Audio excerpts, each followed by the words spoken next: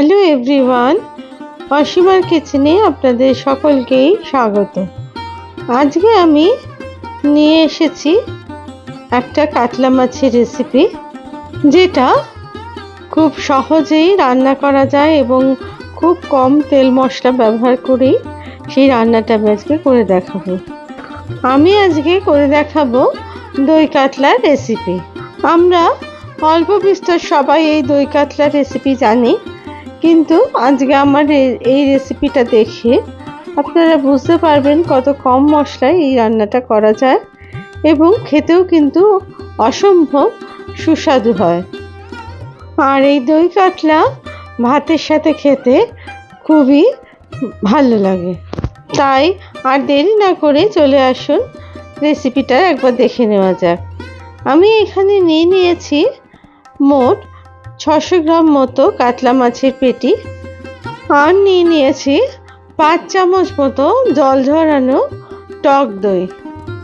এই টক দই দিয়েই কিন্তু আমি আজকে রান্নাটা করব। আর এর মধ্যে আমি দিয়ে দিলাম 1/2 চামচ মতো ময়দা। এই ময়দাটার ব্যবহার করলে দইটা কিন্তু ফেটে যাবে না রান্নার সময়, তাই আমি এটা ব্যবহার করলাম। আর তার মধ্যে দিয়ে দিয়েছিলাম 1/2 চামচ মতো হলুদ গুঁড়ো।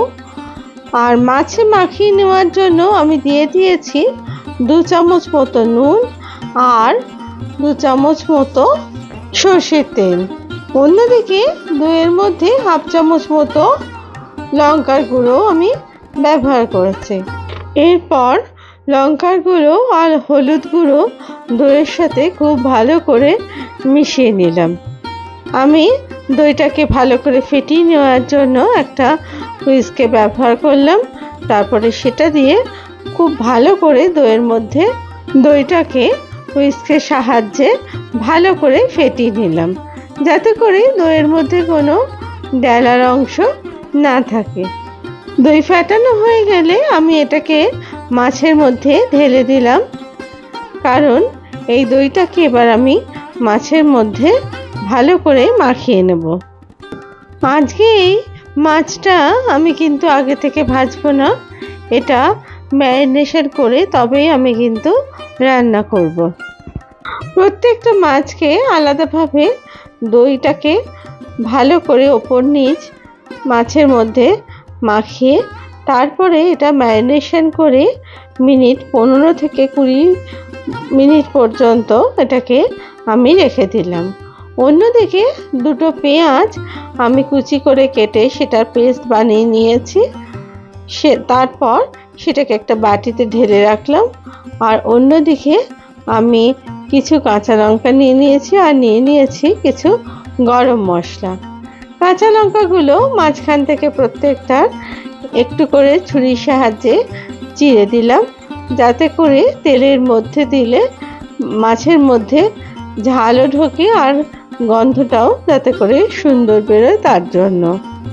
অন্যদিকে গ্যাসের মধ্যে একটা ফ্রাইং প্যান বসিয়ে তার মধ্যে দিয়ে দিলাম আমি 3 চামচ মতো সাদা তেল আর 1 চামচ মতো দেশি ঘি।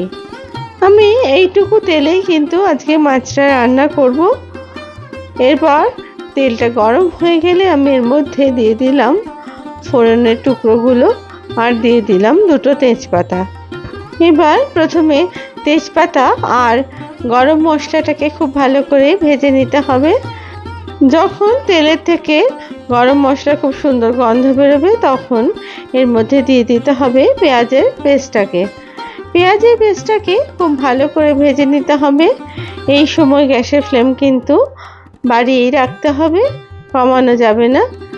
তারপরে পেঁয়াজটা খুব ভালো করে ভাজা হয়ে গেলে, যখন পেঁয়াজের থেকে তেল ছাড়তে শুরু করবে, তখন এর মধ্যে দিয়ে দিতে হবে 1 চামচ মতো আদা বাটা। এই আদা বাটাটা দিয়ে আবার ভালো করে পেঁয়াজ আর আদা বাটা ভালো করে ভাজতে হবে, যতক্ষণ না এর থেকে তেল বেরোতে শুরু করছে।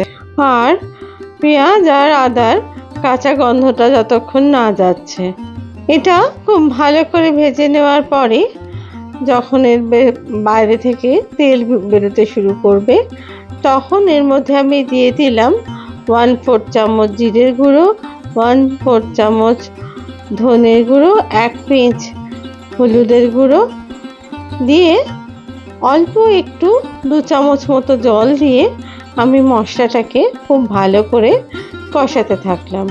এই সময় গ্যাসের আঁচ কিন্তু একটু মিডিয়াম করে দিতে পারেন, যাতে করে মশলাটা পুড়ে না যায়।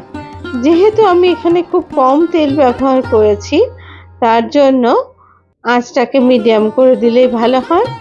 খুব ভালো করে ভেজে নেওয়ার পরে আমি এর মধ্যে দিয়ে দিলাম কয়েকটা কাঁচা লঙ্কা। কাঁচা লঙ্কাটাও যখন খুব ভালো করে ভাজা হয়ে যাবে মশলার সাথে, তখন আস্তে আস্তে মাছের টুকরোগুলো আমি ফ্রাইং প্যানের উপর দিয়ে দিলাম।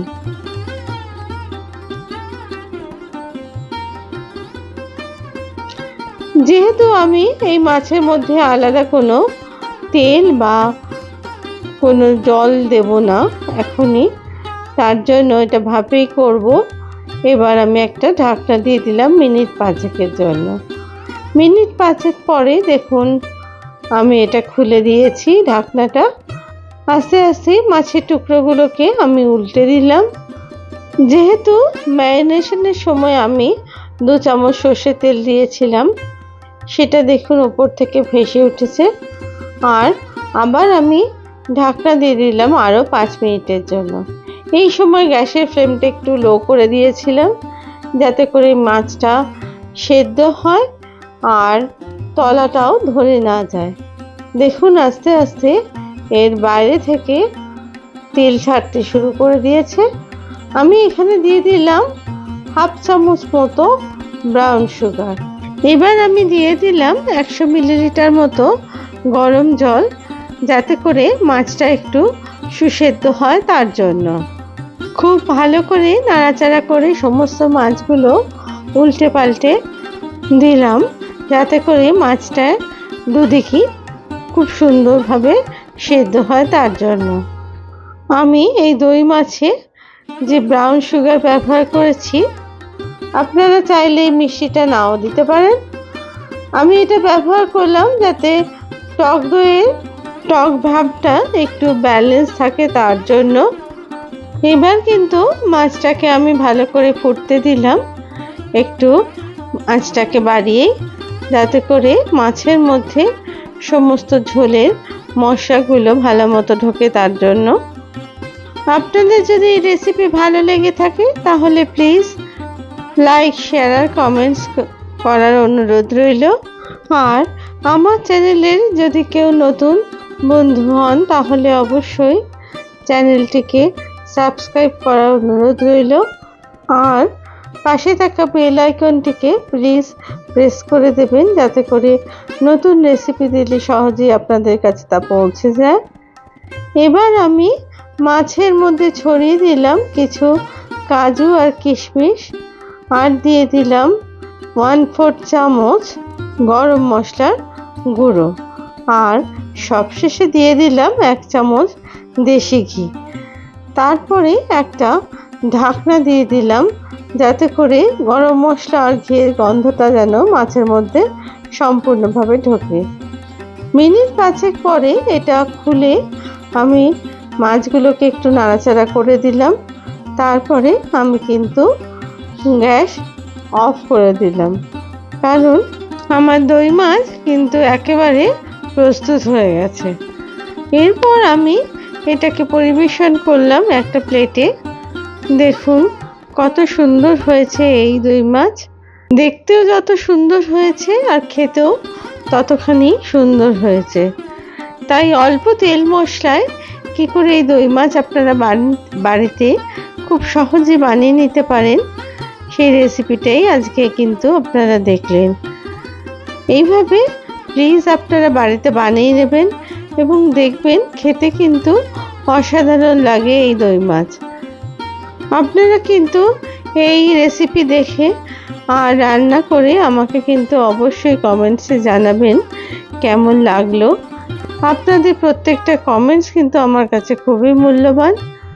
আর এই রান্নাটা খুব অল্প সময়ে খুব অল্প উপকরণেই কিন্তু বানানো যায়। আবার নতুন রেসিপি নিয়ে হাজির হব। সবাই ভালো থাকবেন। ধন্যবাদ।